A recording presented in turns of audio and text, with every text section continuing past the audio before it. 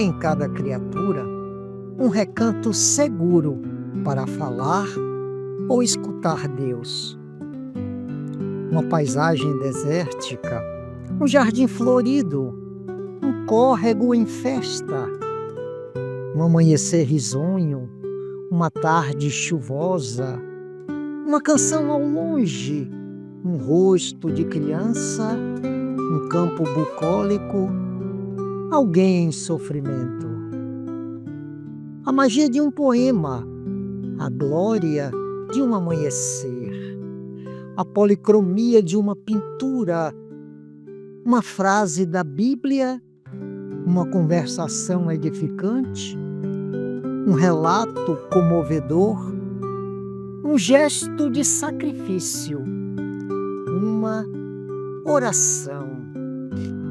Há em toda criatura um recanto seguro, que se alcança através de algum desses convites naturais, onde se sente, se fala, se ouve Deus. E o seu amor está mais próximo, é mais envolvente.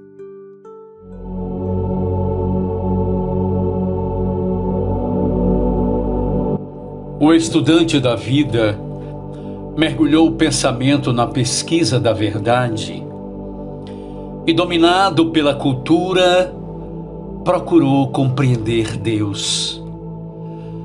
A razão lhe abria os horizontes do entendimento. Ao mesmo tempo, queria explicar o inconcebível através dos limites da dúvida e da lógica, sem o lograr. Procurando o mestre, indagou-lhe como penetrar em Deus. Havia ansiedade e amargura na pequenez da sua imensa ignorância. O vento na ramagem das árvores modulava uma sonata. O sábio, depois de meditar, apiedando-se, esclareceu. O mar pode prescindir das ondas, mas não estas do oceano. O finito está mergulhado no insondável, todavia, o oposto é impossível. A razão capta e entende os efeitos, tendo dificuldade de compreender as causas. A mais avançada ciência é incapaz de explicar o onipotente, embora esclareça que no mundo dos efeitos, o que o homem não fez, ele o realizou. Somente na intuição, a mais alta faculdade humana pode penetrar nas causas da vida e entender o seu autor. A partir daí, submergindo no oceano íntimo com ardente amor, encontrará Deus e o levará conscientemente por toda parte, redescobrindo onde se manifesta sua presença. O aspirante meditou na resposta, deixando-se tocar pelo profundo ensinamento, e a partir daí voltou-se para a meditação, buscando superar a sombra da presunção e abençoar-se com a luz do encontro libertador.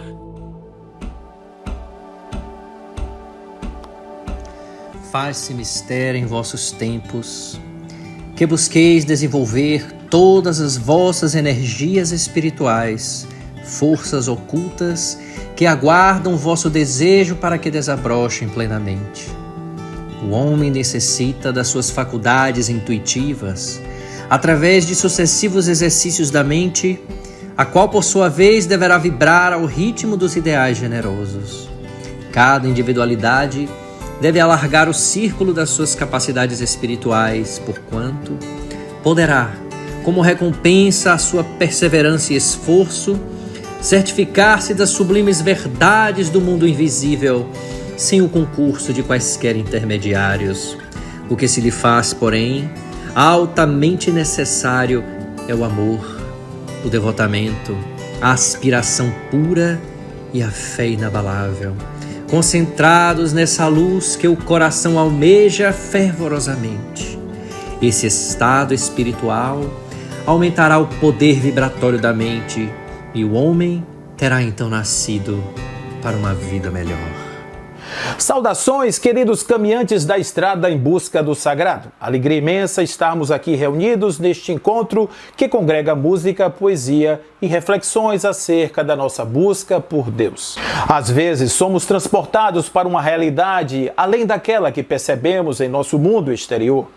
Espécies de vozes, sentidos ocultos, revelados, tais como véus arrancados, vão nos sendo apresentados de maneira tão clara, tais quais as mais concretas das manifestações, ensejando dúvidas e inquietações. Mas de onde viriam tais estímulos? Qual a fonte dessas ideias novas que brotam na mente, prontas e afiadas de verdade? Para falarmos sobre tais ocorrências, em nosso encontro de hoje, vamos tratar da intuição, sentido da alma que interconecta dimensões. Na questão 419 de O Livro dos Espíritos, Allan Kardec, se referindo àquele fenômeno, mediante o qual algumas descobertas surgem em vários pontos ao mesmo tempo, as entidades venerandas respondem que sim, tal ocorrência é possível, dado que os espíritos se comunicam durante o sono, recordando-se ao despertar dos ensinamentos recebidos durante tais encontros. Motivo pelo qual uma ideia, a de uma descoberta, por exemplo, surge em muitos pontos simultaneamente. Quando dizeis que uma ideia paira no ar, usais de uma figura de linguagem mais exata do que supondes. Todos, sem o suspeitarem, contribuem para propagá-la, afirmam os invisíveis. Albert Einstein, famoso físico austríaco, nutria, dentre outras, uma habilidade especial. Ele costumeiramente lembrava dos seus sonhos. Certa feita, ele sonhou que descia uma montanha em um trenó que, acelerando continuamente, vai atingindo a velocidade da luz. Nesse instante, ele percebeu que todas as cores se transformaram em uma só. Dizem que daí nasceu seu interesse pelo assunto. Em outro sonho, ele estava agora em uma fazenda cheia de vacas. Um fazendeiro vizinho estava do outro lado de uma cerca energizada. Ao ligar a cerca, todas as vacas pulavam juntas de um lado para o outro, e essa era a sua percepção, enquanto a do fazendeiro era que apenas uma vaca fazia essa transição por vez. O físico entendeu que naquele sonho estava a teoria da relatividade. Em outro caso, um russo nascido na Sibéria em meados do século XIX, por nome Dmitry Mendeleev, mudaria para sempre a história da química após um sonho em que via a tabela periódica arrumada em ordem tal qual assim a conhecemos hoje. Além das histórias dos sonhos de Einstein e Mendeleev, outros como o modelo atômico de Niels Bohr, nascido da percepção de que ele se sentara ao Sol contemplando os planetas, ou do modelo estrutural do benzeno, fruto de um cochilo no ônibus do físico alemão Auguste Kekulé, demonstraram que existe algo para além das estrelas. Diante desses fatos, a pergunta persiste: seriam tais conclusões uma espécie de processamento paralelo do cérebro humano, que se aproveita de um refresco da vigília para revelar seus resultados, ou seriam tais conteúdos auridos em outros campos dimensionais, como nos informam os espíritos na questão 419 citada em O Livro dos Espíritos? Na etimologia da palavra, intuição vem do latim intuitione, formado a partir da união de in, em, dentro, e tuere, olhar para, guardar. Algo como olhar para dentro, guardar-se intimamente. Em significado mais estrito, uma forma de conhecimento imediato, um entendimento direto e não mediado da realidade que se opõe à razão e à análise. Filósofos como Henri Bergson, por exemplo, viam na intuição uma possibilidade de uma extensão do conhecer para além da observação atenta e mensuração das partes, objetivo maior da ciência. Para o filósofo francês, se existe um meio de possuir uma realidade absolutamente, em lugar de a conhecer relativamente, de colocar-se nela, ao invés de adotar pontos de vista sobre ela, de ter a intuição em vez de fazer análise, enfim, de apreender fora de toda expressão, tradução ou representação simbólica, a metafísica é este meio. A metafísica é, pois, a ciência que pretende dispensar os símbolos, entrar na coisa transcendendo a separação entre o sujeito e o objeto e vivenciando a duração real. Na atualidade, embora a psicologia a concentre em uma espécie de recuperação de conteúdos armazenados no inconsciente, brotando de um novo tronco de processamento intracerebral, é possível compreender a intuição indo mais além do que as abordagens fisicalistas sugerem. O que se sabe é que enquanto o pensamento racional se origina no córtex pré-frontal, o pensamento intuitivo brota do sistema límbico e no tronco encefálico, duas estruturas primárias na formação do sistema cognitivo dos humanos. Assim, dentro do campo das possibilidades, imaginar que a intuição é o resultado do acesso a campos extrafísicos mais afeitos aos domínios do espírito é a hipótese mais plausível. A grande primazia da razão é a conexão entre as coisas conhecidas, elementos que se encaixam como brinquedos de uma criança. Contudo, vez por outra, os pensamentos intuitivos, eles denotam inserção de coisas novas, fatores disruptivos em relação ao senso predominante do sujeito pensante, dando a entender que elementos novos foram incorporados para além daqueles existentes. A mente racional equaliza e transforma a intuição, inclui e age soberanamente sobre a razão. No campo da espiritualidade, imaginando nos seres teotrópicos, a intuição é ferramenta sublime para abertura ao inefável, invisível aos olhos. Desenvolvê-la e praticá-la é exercício pleno para o desenvolvimento dessa capacidade suprarracional e ultrafânica, instalada nos aparelhos senso-perceptivos desde as mais priscas eras. Assim, todos os seres, dos mais ínfimos aos mais sofisticados, possuem algo, uma centelha da intuição. Ela funciona tal qual um pequeno sol irradiando sentido para os direcionamentos atitudinais. É claro que, obscurecida pelos ditames dos raciocínios primários, nem sempre tais impulsos direcionadores atuam, perfazendo este caminhar lento que observamos na lei do progresso. Sobretudo na realidade do estágio humano, onde a razão flui com mais nitidez, se apresentando como a única forma possível de pensar e sentir. Os indivíduos intuitivos são mais ágeis no processo das decisões, são mais pragmáticos, percebem mais a realidade, aguçando os sentidos e sensações que lhes dão a dimensão mais aclarada do real.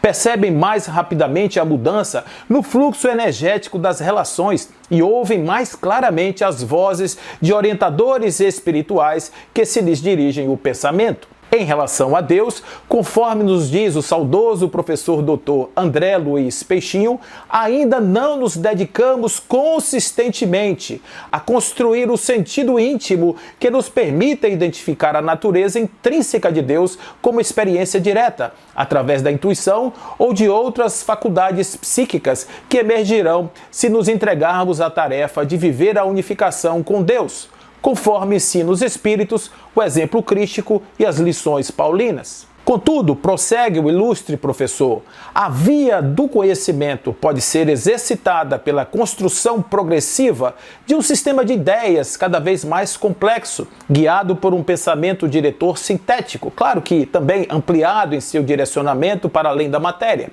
Com o avanço dessa busca, perceberemos a ideia fundamental do cosmos, sua unidade substancial, e assim alcançaremos, desta forma, uma clara percepção do permanente. Por essa via, aperfeiçoaremos o domínio psíquico que rotulamos como razão, muitas vezes chamados de mente, e descobriremos outras possibilidades de saber através do esvaziamento, aprendendo a eliminar sua produção tradicional de pensamentos, o que vai nos permitir a utilização de outro modo de percepção do conhecimento transcendental, que é a intuição. Superaremos assim a condição de elaboração de raciocínios por uma compreensão direta fenomênica, que nos facultará acessar mais eficientemente o reino do definitivo.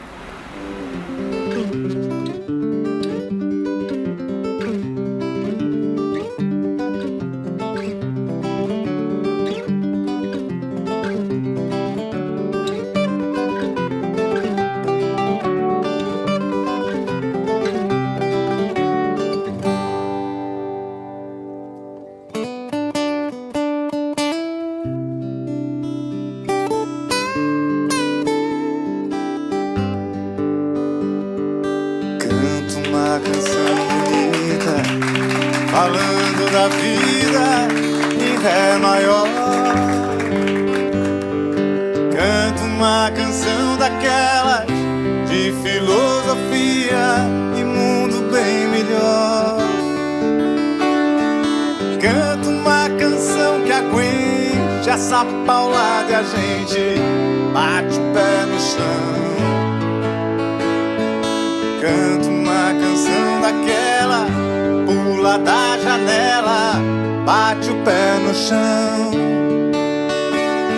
Sem compromisso estreito de falar perfeito, coerente ou não. Sem o verso estilizado, verso emocionado, bate o pé no chão. Canto que não silencia, é onde principia a intuição e nasce uma canção rimada da voz arrancada ao nosso coração. Como sem licença o sol rompe a barra da noite sem pedir perdão. Hoje quem não cantaria grita poesia e bate o pé no chão. E hoje quem não cantaria grita poesia e bate o pé no chão.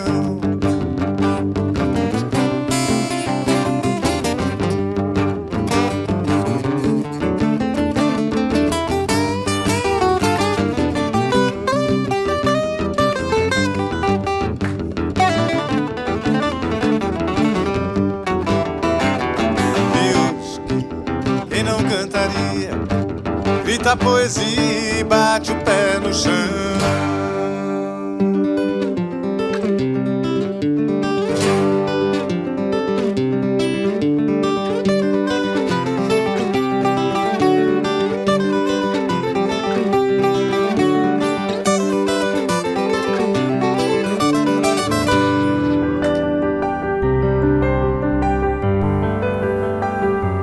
A vida do homem de bem é uma prece contínua. Uma comunhão perpétua com seus semelhantes é com Deus. Ele não tem mais necessidade de palavras, nem de formas exteriores para exprimir sua fé. Ela se exprime por todos os seus atos e por todos os seus pensamentos. Ele respira e se agita sem esforço em uma atmosfera fluídica cheia de ternura pelos desgraçados, cheia de boa vontade por toda a humanidade. Essa comunhão constante se torna uma necessidade, uma segunda natureza. É graças a ela que todos os espíritos de eleição se mantêm nas alturas sublimes da inspiração e do gênio. Os que vivem no organismo e na materialidade e cuja compreensão não está aberta às influências do alto, esses não podem saber que impressões inefáveis faculta essa comunhão da alma com o Espírito Divino.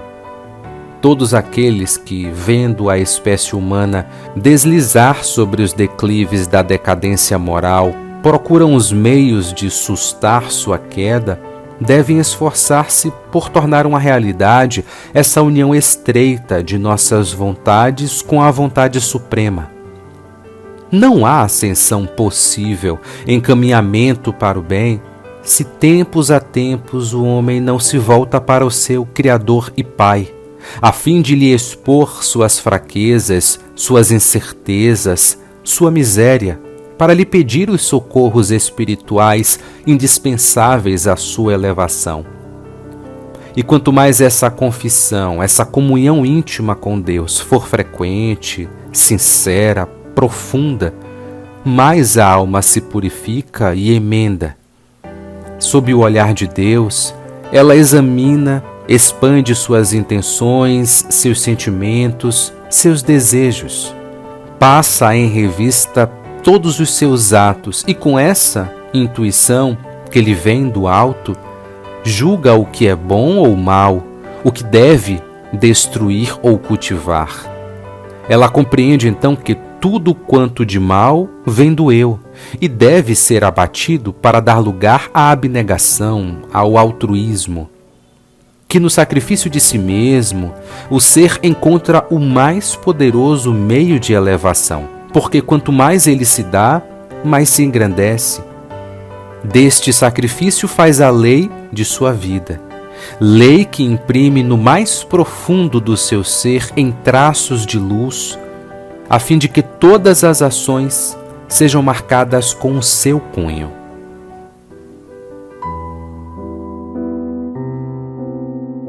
Todos os homens participam dos poderes da intuição, no divino tabernáculo da consciência, e todos podem desenvolver suas possibilidades nesse sentido no domínio da elevação espiritual.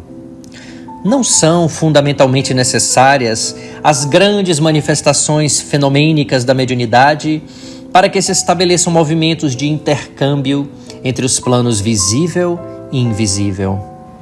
Todas as noções que dignificam a vida humana vieram da esfera superior. E essas ideias nobilitantes não se produziram por vontade de homem algum, porque os raciocínios propriamente terrestres sempre se inclinam para a materialidade em seu arraigado egoísmo. A revelação divina, significando o que a humanidade possui de melhor, é a cooperação da espiritualidade sublime, trazida às criaturas pelos colaboradores de Jesus, através da exemplificação dos atos e das palavras dos homens retos que, a golpes de esforço próprio, quebram o círculo de vulgaridades que os rodeia, tornando-se instrumentos da renovação necessária. A faculdade intuitiva é instituição universal. Através de seus recursos, recebe o homem terrestre as vibrações da vida mais alta em contribuições religiosas, filosóficas, artísticas e científicas, ampliando conquistas sentimentais e culturais. Colaboração essa que se verifica sempre, não pela vontade da criatura, mas pela concessão de Deus.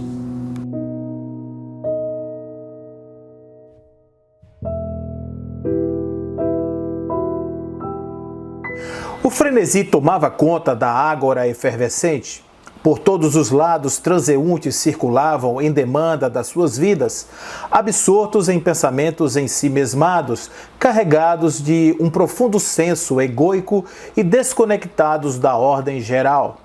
Músicos malabaristas, taumaturgos vindos da Idumeia, ao sul do Mar Morto, além de pardos, medos, gentes de todas as partes davam um ar cosmopolita àquela cidade helenizada pela cultura e pela imposição da força. Em meio a tantos íris e vires, eis que surge um homem, aparentemente desnudo, exceto por uma pequena peça de pano transpassada à altura do ventre, portando a lamparina em uma das mãos, suspensa à altura dos olhos, como se buscasse algo escondido em plena luz do dia. Vociferava o motivo pelo qual ali se encontrava. Procuro um homem, procuro um homem. Um jovem, há muito inquietado pelas idiosincrasias do mundo, observando o comportamento daquele indivíduo, demorou a compreender qual o significado daquela busca. Afinal, ele, Caio Crespo, observava que em todos os lugares em que sua vista alcançava, havia homens de todos os tipos, de todas as nacionalidades. Seria por acaso cego aquele andarilho? Senhor, aproximou-se Caio do homem da lanterna. Observo que o Senhor traz uma lanterna em plena luz do dia e que caminha a buscar algo que está diante dos seus olhos. És por acaso cego e não vês que é dia e que os motivos da sua busca lhes estão aqui abundantemente revelados? O homem apenas sorriu para o curioso Caio, como se entendesse aquela incompreensão. Afinal, ele estava certo em suas colocações. Jovem, me refiro a homens de verdade, não a esses espectros humanos, espíritos ergastulados da carne. Refiro-me àqueles que já entenderam o significado da existência e por isso agem em nome de uma moral elevada, livres dos impositivos culturais da atualidade, conectados ao mais além, fonte da verdadeira existência e da razão perfeita, asas da liberdade da qual todos carecem. Caio calou-se enquanto o homem se afastava, gritando: "Procuro o homem, procuro o homem!" Aquela seria uma experiência da qual ele, por certo, não se esqueceria tão cedo. Passados alguns anos, Caio Crespo, já homem feito, se encontrava em outra praça, agora abeirado a um grande templo, onde ali se faziam sacrifícios em nome do Deus Javé. Milhares de pessoas circulavam pelos pórticos abertos em frenesi, semelhante àqueles vividos em outras plagas. Absorto em pensamentos e divagações, viu surgir ao seu lado um daqueles chamados profetas. Era uma figura impoluta, trajando uma túnica alvíssima, pés descalços e ar de serenidade incomparável. Seus olhos fitavam o nada, e dado o sorriso que ostentava no rosto, parecia que ao mesmo tempo enxergava tudo. Caio, impressionado com a aparência inusual daquele indivíduo, aproximou-se. "Homem, que fazes na cidade?" Austero e firme, o profeta olhou para Caio em prenúncio de resposta, fechou os olhos e tornou a olhar o aparente nada. O jovem insistiu em sua arguição. "Homem, dá-me a impressão de que seus olhos não veem as coisas que aqui se passam. Em seu rosto há um ar de indiferença que denota ausência." Caio ia assim estudando o indefectível companheiro à medida que descrevia-lhe suas impressões. Convencido de que ali careciam respostas, o homem enfim falou. "Observo o novo reino que se avizinha e nesse instante vejo aqueles postulantes ao que virá. Vejo almas cambiantes em meio à mirífica paisagem, onde os cenários são desfeitos e o autor da vida, enviando à terra os seus, haverá de proclamar, enfim, os tempos de glória e paz no coração dos homens." "Senhor, permita-me mais uma vez." Caio percorria com os olhos todo o entorno e não via nada mais do que os transeuntes apressados, lascívias expostas à observação e à moral discrepante dos homens da lei, perguntando-se mentalmente: onde estão tais coisas que esse homem é capaz de ver?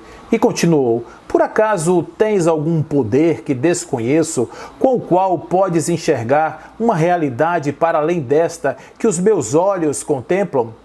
Ao formular a questão, lembrou-se, claro, imediatamente do homem da lanterna, motivo que fê-lo arguir o cidadão de forma ainda mais veemente. Seria a chance de entender aquele que buscava o que não se podia ver.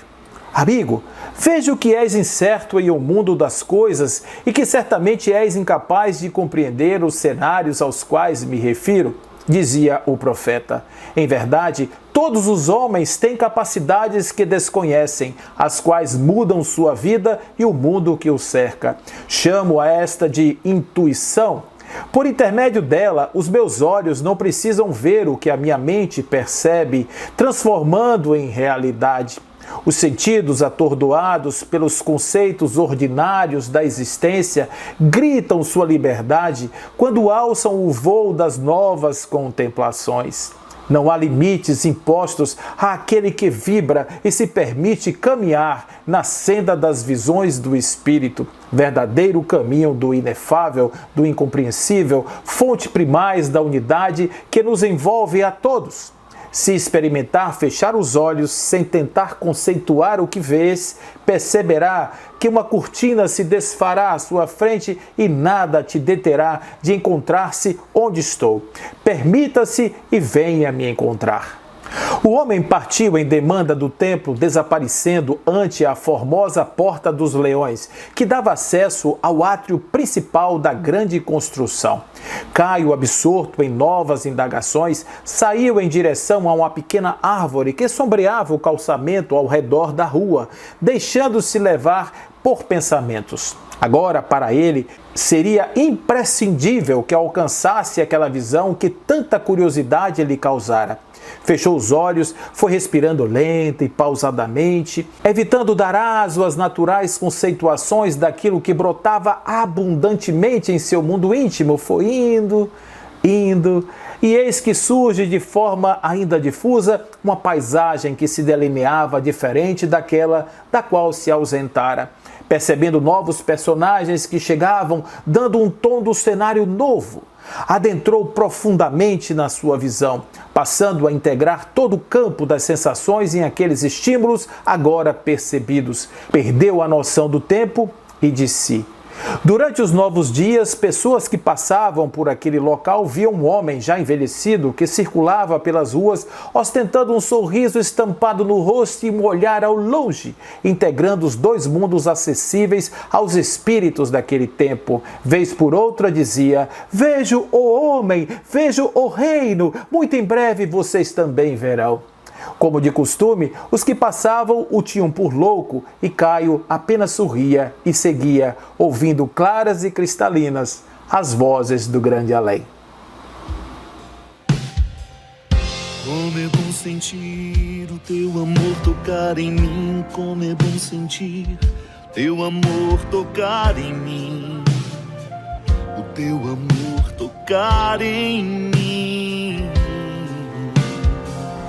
Como é bom sentir o teu amor tocar em mim, como é bom sentir o teu amor tocar em mim, o teu amor tocar em mim. Brisa suave,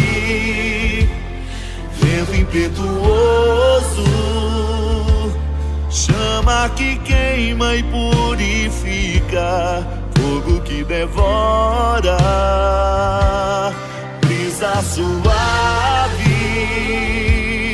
vento impetuoso, chama que queima e purifica, fogo que devora.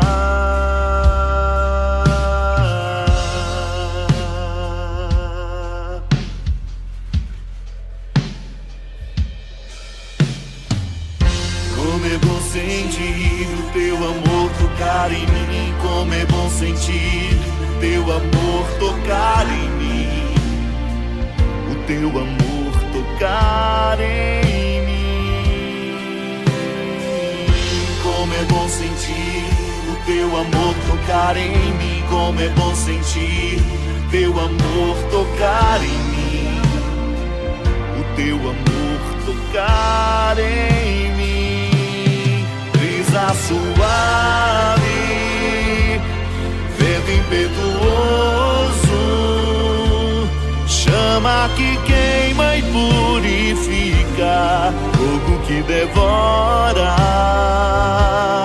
Brisa suave, vento impetuoso, chama que queima e purifica, fogo que devora.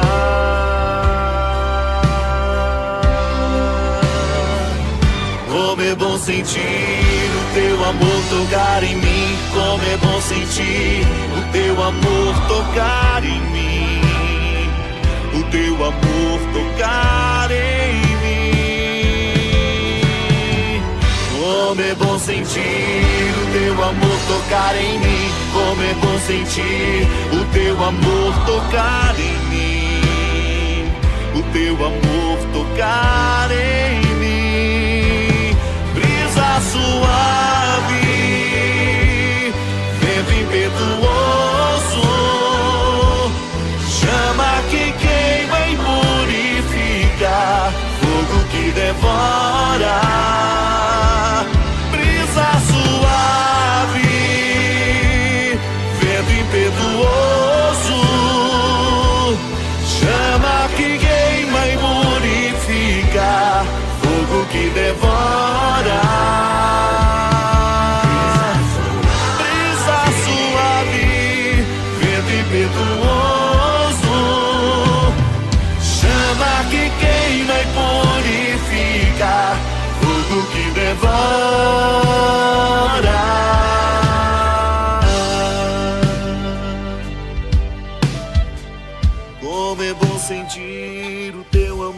tocar em mim, como é bom sentir o teu amor tocar em mim.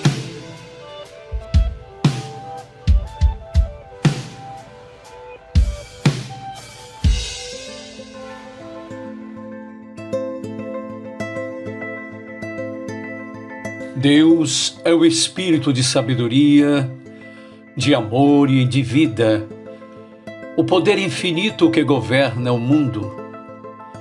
O homem é finito, mas tem a intuição do infinito. O princípio espiritual de que é detentor incita-o a perscrutar os problemas que excedem os limites atuais de seu entendimento.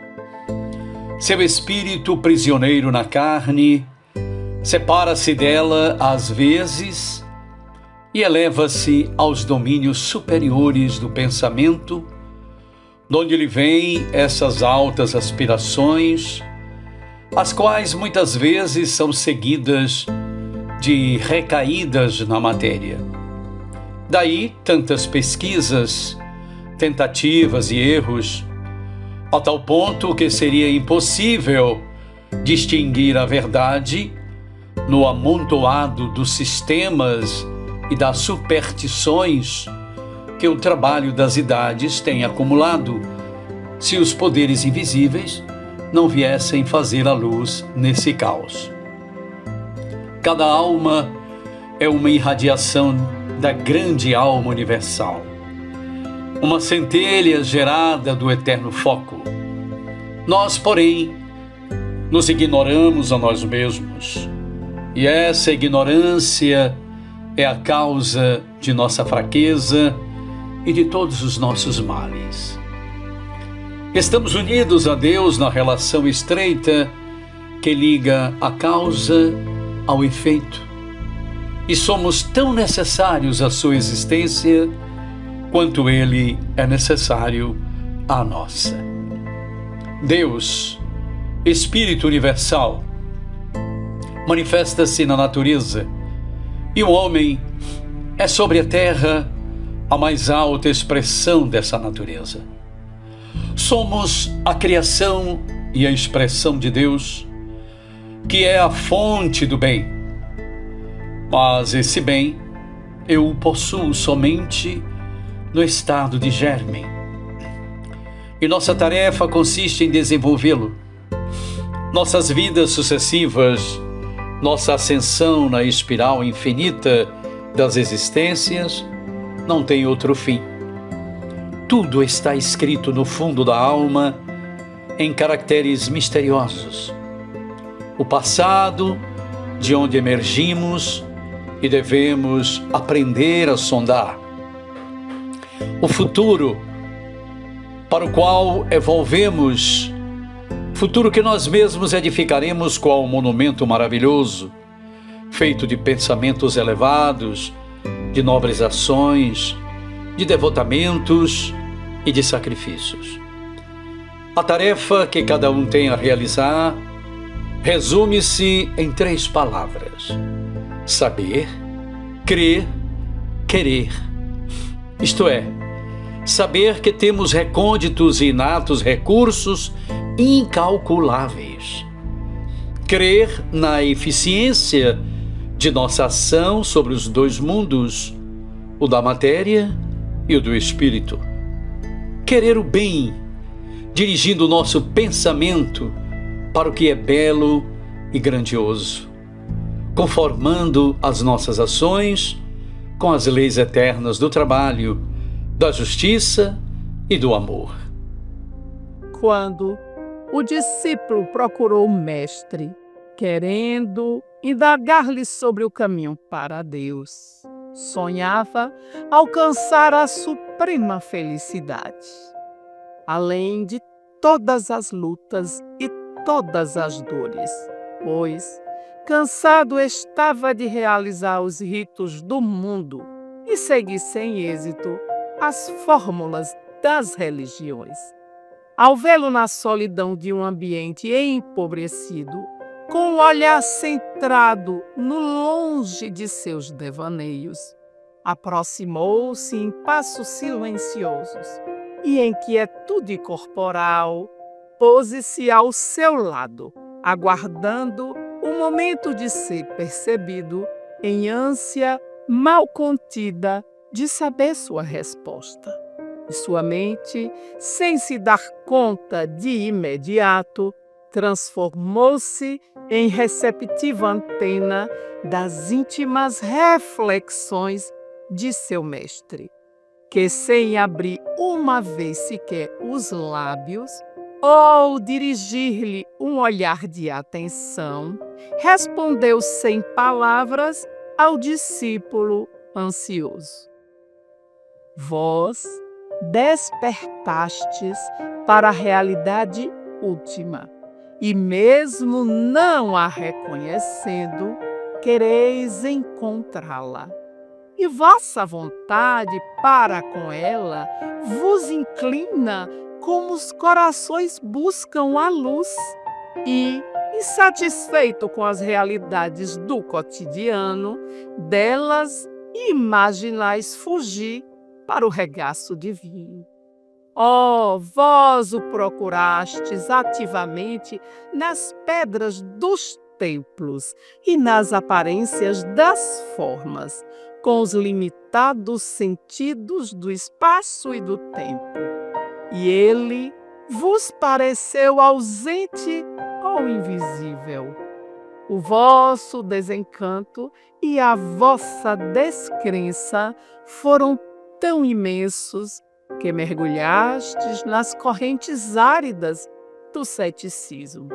Porém, se vos utilizardes dos olhos da contemplação, vós o vereis no templo eterno da natureza, pois é sua manifestação o zimbório constelado dos astros, em prodigiosa viagem pelo infinito, e o enxergareis na imensidão dos oceanos e na vastidão dos horizontes montanhosos. E se os ouvidos de vossa alma ficarem atentos, escutarão a sinfonia do cosmo em expansão e a melodia dos seres que anseiam perpetuar-se. E ouvireis o cântico do amor incomensurável que permeia esplendor da natureza, revelando a estesia de sua presença.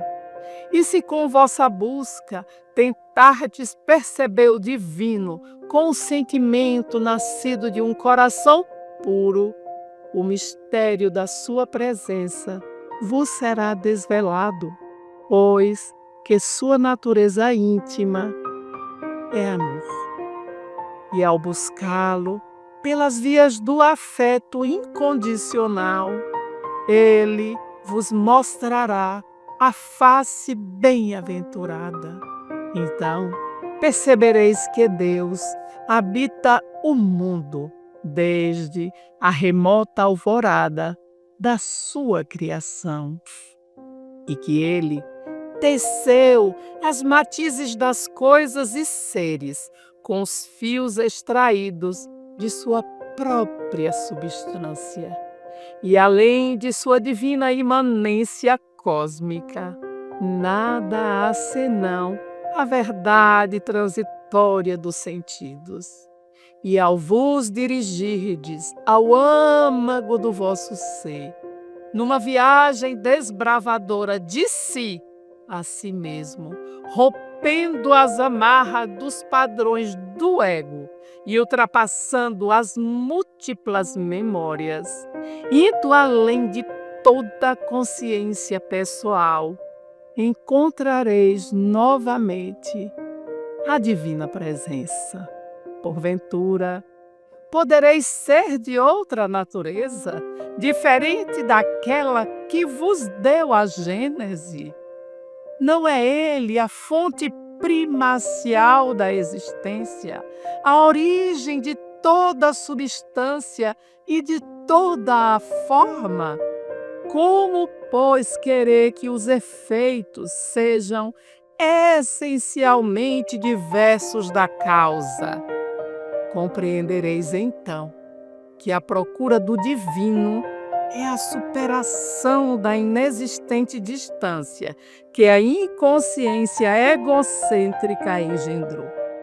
E quando a sabedoria suceder à ignorância, quando isto acontecer, vossa busca terá sido o árduo trabalho de encontrar aquele que nunca esteve separado de ti.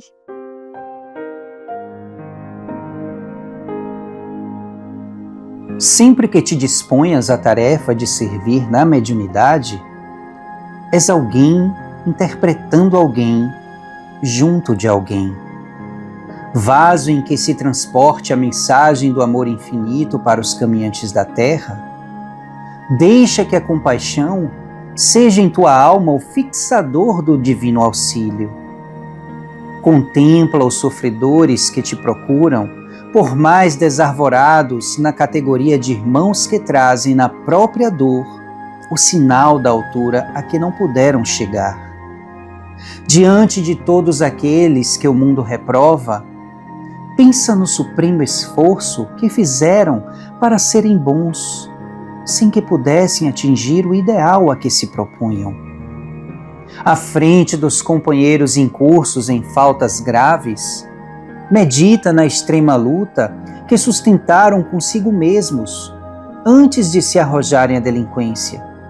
E perante os que se mergulham na corrente do vício, imagina-te à beira das armadilhas em que caíram sem perceber. Encontrando a mulher que te parece desprezível, reflete nas longas noites de aflição que atravessou, padecendo na resistência moral para não cair no infortúnio e surpreendendo o celerado que se te afigura cruel, mentaliza o seio maternal que o acalentou entre preces e lágrimas, supondo amamentar a boca de um anjo. Se os problemas do próximo surgem obscuros e inconfessáveis, pede a simpatia te ajude a resolvê-los, porque em verdade não lhes conheces o início e nem sabes que forças da sombra se ocultam por trás dos que tombam chagados de sofrimento. Seja qual for o necessitado, compadece-te. E se esse mesmo necessitado te fere e injuria, compadece-te ainda mais. Não julgues ninguém tão excessivamente culpado que não careça de apoio e de entendimento, recordando que a bondade de Deus, cada manhã, retira a alvorada vitoriosa das trevas da meia-noite. Intuição é pensamento a pensamento, e só o pensamento da compaixão é capaz de traduzir com fidelidade o pensamento da luz.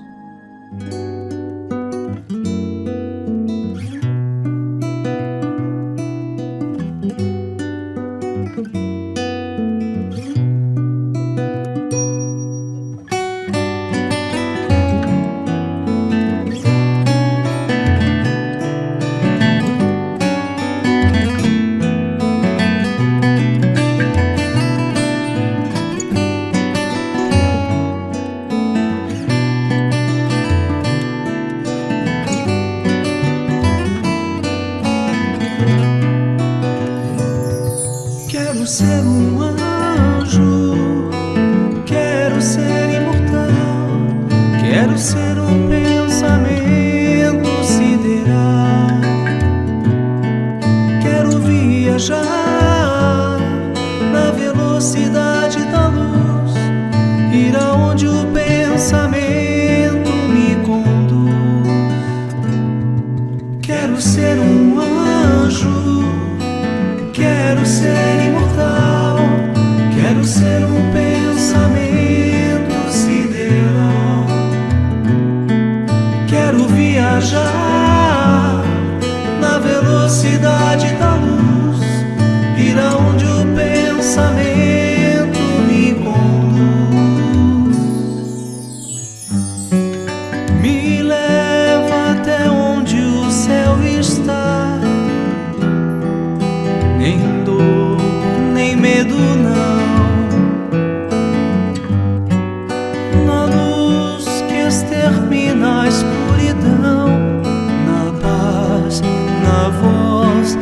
que me faz ressoar. Quero ser um anjo, quero ser imortal, quero ser um pensamento sideral. Quero viajar na velocidade da luz, ir aonde o pensamento me conduz. Andar sem precisar de chão, voar nem asas nem balão. Liberdade, meu porto final, a paz, a voz que me faz ressoar. Quero ser um anjo, quero ser imortal, quero ser um pensamento sideral. Quero viajar na velocidade da luz, ir aonde o pensamento me conduz. Quero ser um anjo, quero ser imortal, quero ser um pensamento sideral. Quero viajar na velocidade da luz, ir aonde o pensamento me conduz.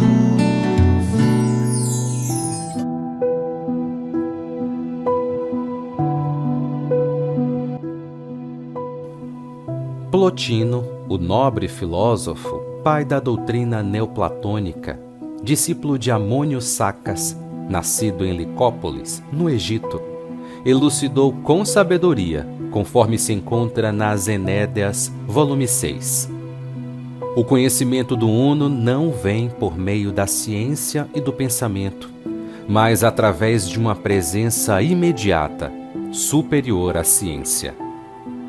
Esse conceito sábio conduz o pesquisador ao encontro da intuição, veículo sutil para fazê-lo compreender a verdade universal, a causalidade de tudo e de todos, desde que, através dos métodos convencionais, racionais, no conceito junguiano mediante as outras funções psicológicas, sensação, sentimento e intelecto, não consegue a identificação perfeita com a realidade. É através do processo de maturidade psicológica que o self se vai libertando das camadas que lhe dificultam o conhecimento, desde que, vitimado pelo ego com todas as suas heranças do primitivismo, especialmente na área dos instintos, mantém-se adormecido, sem a possibilidade de libertar a essência divina de que se constitui. No largo processo da evolução, em algumas ocasiões, esse fenômeno dá-se naturalmente. Vezes outras, no entanto, é através da intuição, do insight, que se logra o apercebimento da unidade, da origem da vida e da sua fatalidade de retorno à mesma, mantendo, no entanto, a individuação, conquistada a longos esforços.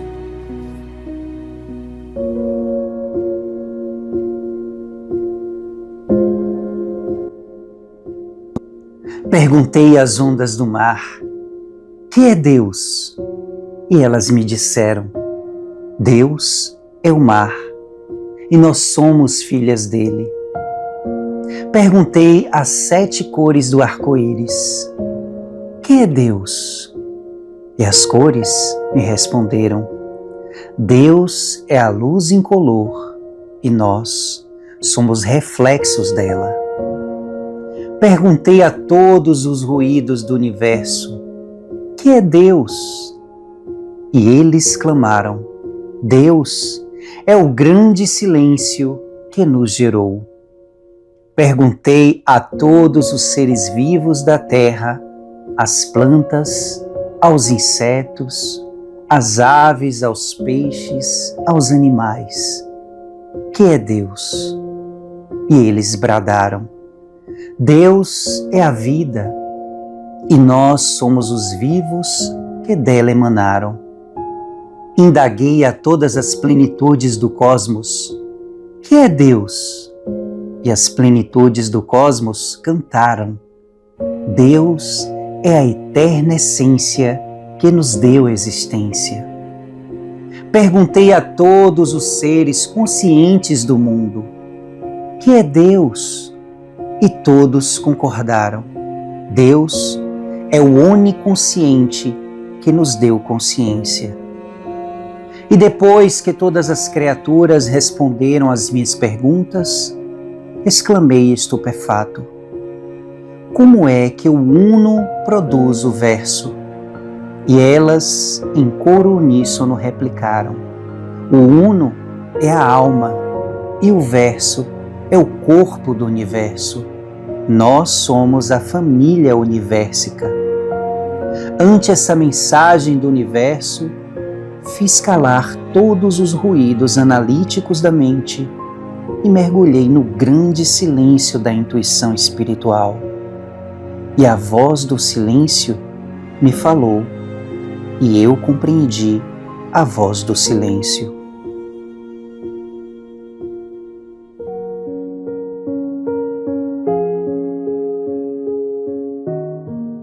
Senhor Jesus, com a nossa jubilosa gratidão pela assistência de todos os minutos, humildes servos daqueles servidores que te sabem realmente servir, aqui te ofertamos o nosso louvor singelo, a que se aliam as nossas súplicas incessantes. No campo de atividade em que nos situas por acréscimo de confiança e misericórdia, faze-nos sentir que todos os patrimônios da vida te pertencem, a fim de que a ilusão não nos ensombre o roteiro. Mostra-nos, Senhor, que nada possuímos além das nossas necessidades de regeneração, para que aprendamos a cooperar contigo em nosso próprio favor. E na ação a que nos convocas, ilumina-nos o passo para que não estejamos distraídos. Que a nossa humildade não seja orgulho, que o nosso amor não seja egoísmo, que a nossa fé não seja discórdia, que a nossa justiça não seja violência, que a nossa coragem não seja temeridade, que a nossa segurança não seja preguiça, que a nossa simplicidade não seja aparência, que a nossa caridade não seja interesse. Que a nossa paz não seja frio enregelante, que a nossa verdade não seja fogo destruidor. Em torno de nós, Mestre, alonga-se infinito o campo do bem, a tua gloriosa vinha de luz em que te consagras com os homens, pelos homens e para os homens a construção do reino de Deus. Dá-nos o privilégio de lutar e sofrer em tua causa e ensina-nos, Senhor, a conquistar pelo suor de cada dia o dom da fidelidade com a qual estejamos em comunhão contigo em todos os momentos da nossa vida. Que seja assim. Não vou te ouvir, você não cansa de chamar, e se eu ouvisse, eu não vou, não pode me salvar. Todo mundo que eu amo está nesse lugar. Lamento, voz secreta, mas eu vou te ignorar. Já fui muito longe, eu já me decidi. Só existe um caminho e eu vou seguir minha intuição.